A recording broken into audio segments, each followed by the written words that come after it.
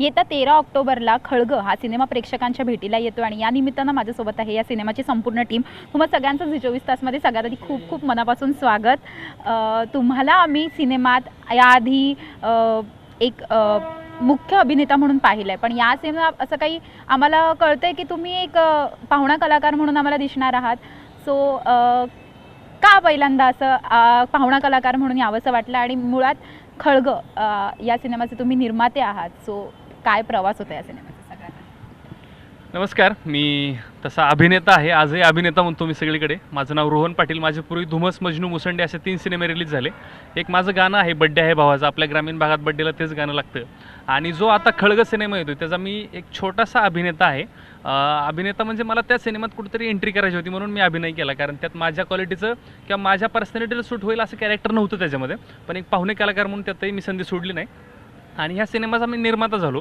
कारण आपण पाहतो की खळग म्हणजे काय, की ह्या सिनेमाचं नाव खळग आहे. आपल्या राज्यामध्ये असेल, देशामध्ये असेल, एक प्रत्येक माणूस स्वप्नांचं खळग घेऊन जगतोय. पण हा सिनेमा असं सांगतो की आपल्या राज्यात आणि देशामध्ये एक वर्ग असा राहतो की तो पोटाचं खळग भरण्यासाठी जगतो आणि तो वर्ग म्हणजे कोणतर अनाथ. आपण शाळेत असताना सांगायचो की सारे भारतीय माझे बांधव आहेत. हा बांधव का रस्त्यावर पडलाय, का उघड्यावर पडलाय, हा कुणाला का भीक मागतोय, भीक मागून पण ह्यांना कोण भीक का देत नाही. ही जी दैन्य वाईट परिस्थिती आहे ही कुठेतरी लोकांच्या पुढे यावी, लोकांना दिसावी आणि लोकांनी ह्यांना मदत करावी, हा हेतू घेऊन आम्ही हा सिनेमा केला. आणि खूप छान वाटते की एक ज्यांना कुणाची साथ नाही ह्या अनाथांवरती आम्ही तो सिनेमा करतो आहे आणि तो सिनेमा आम्हाला करण्याची संधी मिळाली आणि त्या सिनेमाचा मी निर्माता झालो. याचा मला खूप आनंद आहे. कारण मॅडम पाहतो आपण की एवढी भयंकर परिस्थिती समाजामध्ये चालली, ही इतकी म्हणजे आपण कोरोना आला एवढं व्यवस्थित राहिलो, हा वर्ग कुठं राहतो, काय करतो, काय खातो, काय पितो, काय राहतो, म्हणजे ह्यांची एक दुनिया वेगळी. ही दुनिया आपल्या दुनियेच्या पुढं कुठेतरी आली पाहिजे आणि ह्या आपल्या दुनियेने ह्या दुनियेला कुठेतरी सपोर्ट केला पाहिजे, हा हेतू घेऊन आम्ही हा सिनेमा बनवला. आणि 13 ऑक्टोबरला अगदी येत्या शुक्रवारी हा सिनेमा राज्यभर खूप मोठ्या पद्धतीने रिलीज करतो आहे आणि एवढा चांगला प्रतिसाद मिळतो आहे. गेले 50 दिवस झालं प्रमोशनसाठी आम्ही महाराष्ट्रभर फिरतो आहे. 30 जिल्ह्यामध्ये जाऊन प्रमोशन केलं. ग्राउंडला कित्येक कॉलेजांना गेलो, कित्येक आम्ही अनाथ आश्रमात गेलो, कित्येक ग्राउंडला, कित्येक चौकात प्रमोशन केलं, वेगवेगळ्या स्टाईलने प्रमोशन केलं. आपण पाहतो की इतर सिनेमांचं प्रमोशन ग्रँड प्रमोशन होतं, पण आम्ही ह्या सिनेमाचं प्रमोशन चौकात जाऊन केलं. ह्या सिनेमाचं प्रमोशन आम्ही सर्वसामान्य माणसांपर्यंत जाऊन केलं. ह्या सिनेमाच्या प्रमोशनला आम्ही मोठ्या कॉलेजांना गेलो नाही, लहान मुलांकडे गेलो की एक लहान मुलगा अनाथ झाल्यानंतर त्याची काय परिस्थिती असते आणि त्यांनी कशा पद्धतीने जगलं पाहिजे हे ह्याच्यामध्ये आम्ही प्रमोशनच्या माध्यमातून फिरून लोकांना सांगितलं. आणि येत्या 13 ऑक्टोबरला हा सिनेमा महाराष्ट्रात तर रिलीज होतोच, पण आज खूप छान वाटतं जी 24 तासच्या माध्यमातून खूप उंचीवरून बोलतोय.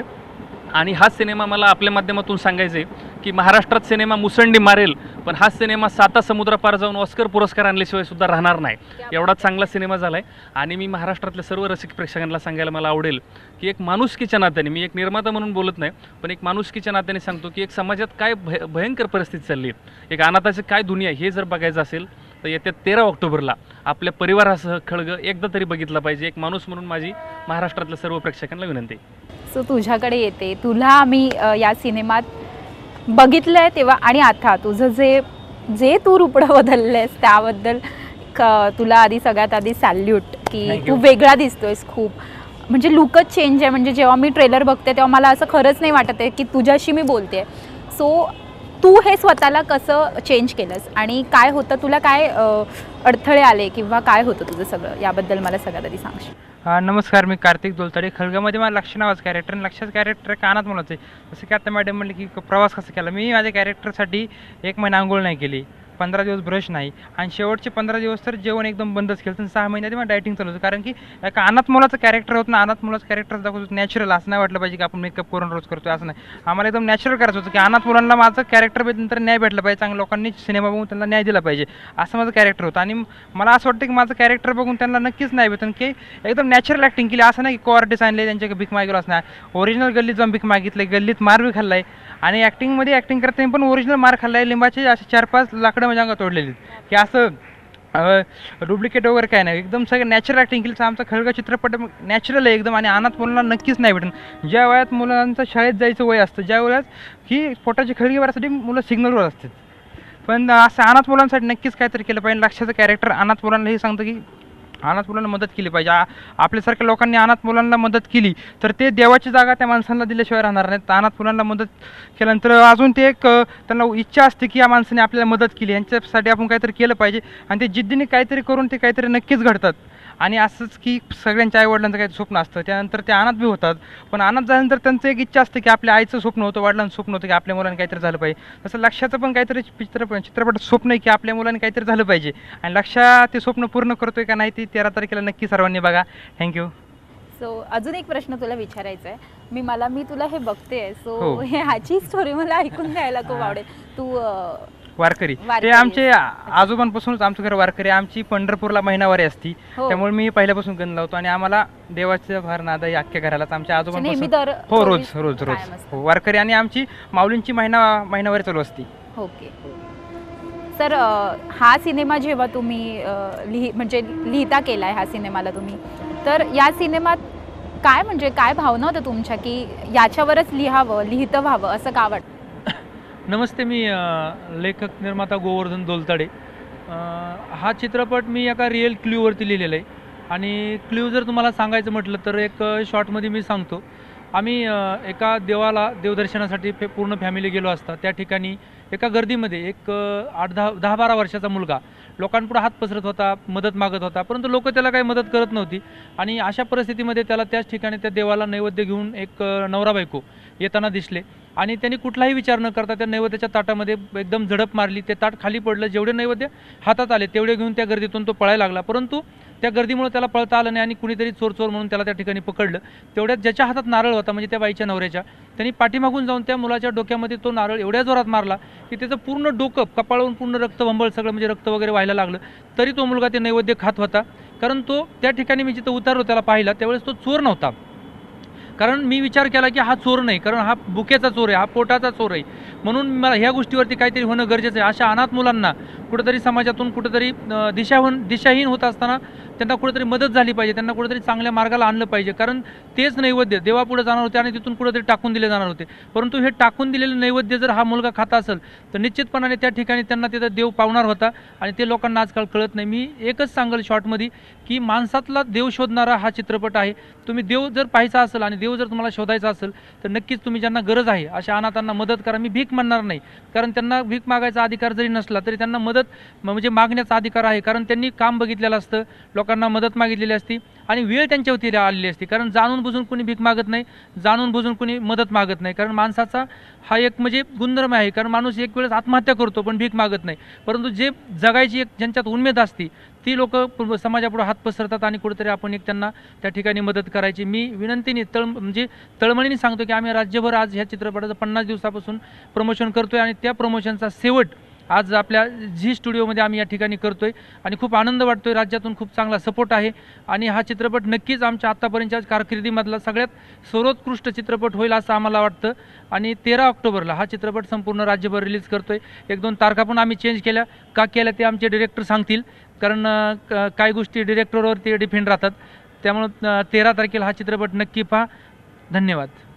सो तुझ्याकडे येते तू पदार्पण करतेस सिनेसृष्टीत आणि तुझ्यासाठी हे नाविन्य आहे सिनेसृष्टी. सो सगळ्यात आधी पदार्पण करतानाचा अनुभव तुझा कसा आहे? तुला काय वाटतंय? धाकधूक होते का? आणि दुसरा मला त्यालाच जोडून तुला हा प्रश्न की तुझं कास्टिंग कसं झालं या सिनेमासाठी? नमस्कार, माझं नाव रोशनी कदम आहे आणि हा माझा पहिला चित्रपट आहे. आणि ह्या खळगा या चित्रपटामध्ये माझं लली नावाचं कॅरेक्टर आहे आणि यामध्ये एक माझी ग्रामीण छोटी लव्ह स्टोरी दाखवली आहे.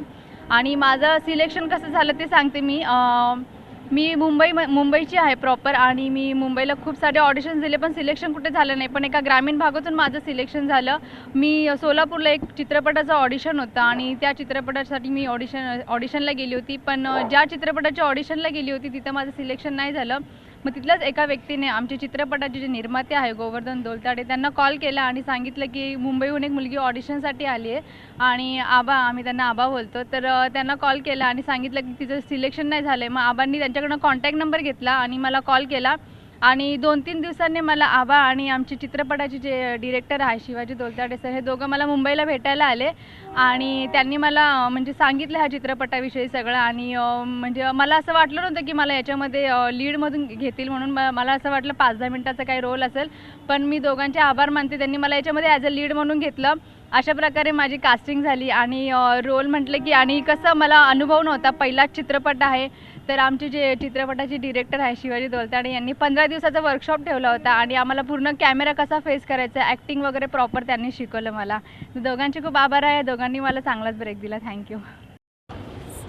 तू या सिनेमात नाही आहेस असं मला समजलं आहे. तू तुझ्या याच सिनेमाच्या टीमसोबत तुझा पुढचा एक सिनेमा येतो आहे, पण या सिनेमासाठी तू प्रमोशनसाठी तू पण उतरली आहेस. सो काय कसं करशील प्रेक्षकांना आव्हान की सिनेमा का बघितला पाहिजे आणि कसं करशील आव्हान?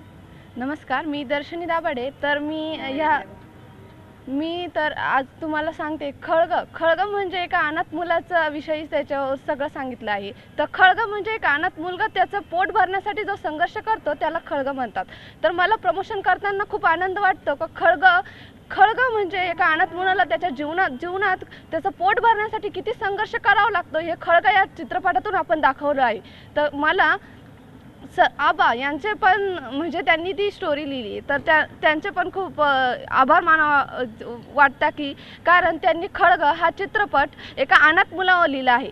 अनाथ मुलगा हा त्याचं आयुष्य कसं जगतो हे सगळं त्या चित्रपटात दाखवलं आहे. तर माझी सगळ्यांना विनंती आहे की त्यांनी सगळ्यांनी 13 ऑक्टोबरला हा सिनेमा नक्कीच बघावा.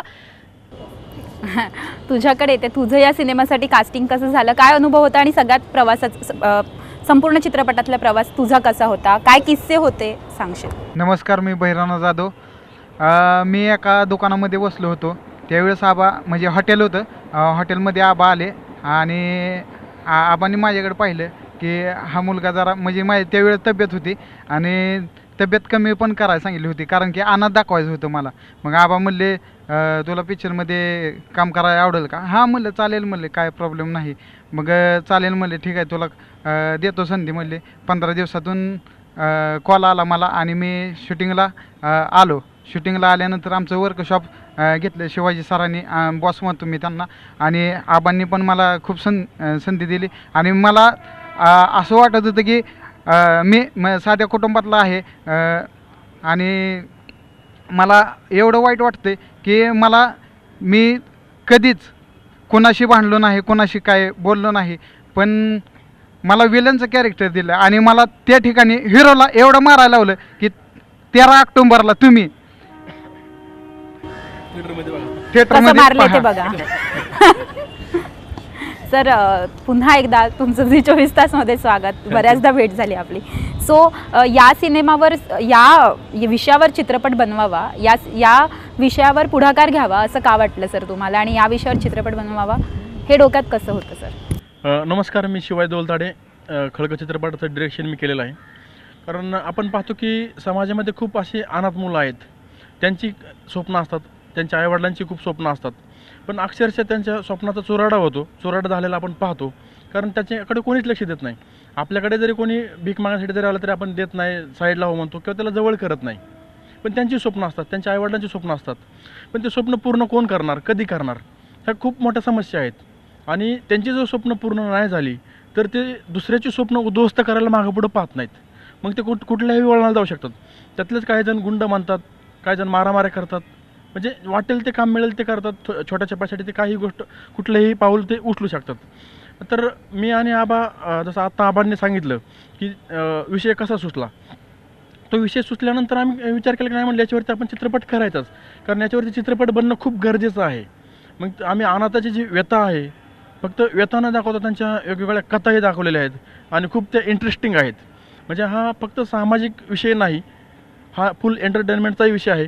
तो पाहिल्यानंतर सगळ्यांना आवडेल. 13 ऑक्टोबर 2023ला संपूर्ण महाराष्ट्रात खूप मोठ्या प्रमाणावरती रिलीज होत आहे. 13 ऑक्टोबरला राष्ट्रीय चित्रपट दिवस आहे, त्या दिवशी आम्ही हा चित्रपट रिलीज करतो आहे आणि संपूर्ण महाराष्ट्रामध्ये या चित्रपटाचं तिकीट फक्त 99 रुपये असणार आहे 13 ऑक्टोबरला. तर तुम्ही ह्या चित्रपटाचा भरभरून आनंद घ्या. खूप चांगला चित्रपट आहे, तो तुम्हाला नक्कीच आवडेल. आणि आबा जसं बोलले होते की डेट आम्ही 2-3 वेळेस पोस्टपोन केलं, तर त्याचं कारण असं होतं की आम्हाला हा चित्रपट नंतर ज्यावेळेस आमच्या लक्षात आलं की 13 ऑक्टोबरला राष्ट्रीय चित्रपट दिवस आहे, तर की त्या दिवशीच का चित्रपट रिलीज व्हायला नको. मग आम्ही त्या दिवशीच प्लॅनिंग केलं, त्या दिवशी चित्रपट आम्ही रिलीज करतो आहे आणि खूप मोठ्या प्रमाणावर रिलीज होत आहे. तर तो तुम्ही नक्की पहा, सर्वांना आवडेल. या चित्रपटात मी एक भूमिकाही केलेली आहे की ती भूमिका पाहिल्यानंतर प्रत्येकाला असं वाटेल की अरे असा व्यक्ती आपण आपल्या गावात आपल्या गल्लीत पाहिलेला आहे आणि खूप एंटरटेनिंग कॅरेक्टर आहे. तर 13 ऑक्टोबर 2023ला तुम्ही थिएटरमध्ये जाऊन हा चित्रपट पहा. आपण भेटलो ते सगळे चित्रपट असे गावाच्या रिलेटेड आहेत, गाव स्टोरी टाईप. तर का असे चित्रपट निवडावेसे वाटतात तुम्हाला नेहमी, म्हणजे की याच विषयांवर बोलावं असं का वाटतं, म्हणजे दुसरं काही दुसऱ्या विषयांकडे वळावं असं वाटत नाही असं का? मी लवकरच दुसऱ्या विषयातही हात घालत आहे, पण गावाकडचे विषय जे आहे ना, शेवटी गाव असतं. आपण पाहतो की पूर्वीच्या काळात म्हणजे जे लोक आहेत गावाकडची लोक की ते शहरात जाऊन काय खाणं असेल फिरणं असेल त्यांना खूप चांगलं वाटायचं. पण आज आपण पाहतो की त्याच्या उलट परिस्थिती निर्माण झालेली आहे की शहरातला प्रत्येकजण असं गावाकडे जाऊन चुलीवरची जेवण असेल, मटण भाकरी असेल किंवा व्हेज काही जे असेल ते खाणं असेल किंवा गावाकडच्या कुठल्याही गोष्टीचा अनुभव घेणं असेल, बैलगाडीतून फिरणं असेल, त्याच्यासाठी लोक खूप लांब जातात काय. आणि मी हे गावाकडचं आहे, त्यामुळे गावाशी खूप जवळकीचे संबंध आहेत आणि गावाकडचे विषय खूप एंटरटेनिंग असतात, खूप चांगले विषय असतात. ते लोकांपुढे येणं खूप गरजेचं आहे आणि हाच एक दृष्टिकोन असतो. आणि आत्ता लवकरच एक नवीन सिनेमा येतो आहे ज्याचं आम्ही अनाऊन्सही केलं. चित्रपटाचं नाव आहे संघर्ष योद्धा मनोज जरांगे पाटील. तर तो एक वेगळा विषय आहे, माणूस गावाकडचाच आहे पण विषय वेगळा आहे, तो नक्कीच आवडेल. थँक्यू सो मच, तुम्ही मला वेळ दिल्याबद्दल. तुम्हाला तुमच्या पुढील वाटचालीसाठी खूप खूप शुभेच्छा. Thank you so much. कॅमेरामन प्रल्हादसह सायली कोलगेकर, झी मीडिया, मुंबई. सह्याद्रीची उंची म्हणजे